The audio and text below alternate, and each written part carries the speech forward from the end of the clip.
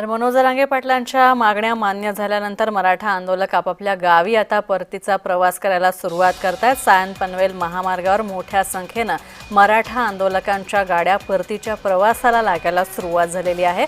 वाशी इथल्या exhibition centre मधून मराठा आंदोलक आपल्या परतीच्या प्रवासाला सुरुवात करतात, आपापल्या गावी जातात आणि याचा आढावा घेतलाय आमच्या प्रतिनिधी कविता लोखंडे यांनी।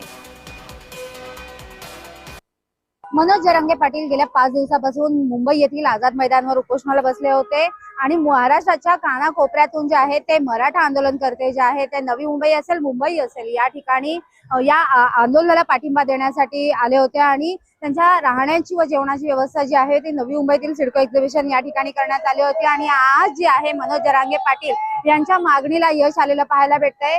त्यानंतर मनोज जरांगे पाटील यांनी आंदोलकांना आवाहन केलं होतं की सर्वांनी आपापल्या घरी परत जा आणि त्याच आंदोलनाला त्याच आवाहनाला जे आहे ते प्रतिसाद देताना हे मराठा बांधव आपल्याला पाहायला भेटतात। वाशी येथील सिडको एक्झिबिशन या ठिकाणाहून हे आंदोलक जे आहेत ते आपापल्या गावी महाराष्ट्राच्या कानाकोपऱ्यातून ज्या ठिकाणाहून आले आहेत ते त्यांच्या घरी परतताना आपल्याला पाहायला भेटतात। एकूणच हे आरक्षणासाठीचा जो लढा आहे तो सफल झालेला पाहायला भेटतोय। मराठा आंदोलकांमध्ये आनंदाचं वातावरण पाहायला भेटतंय।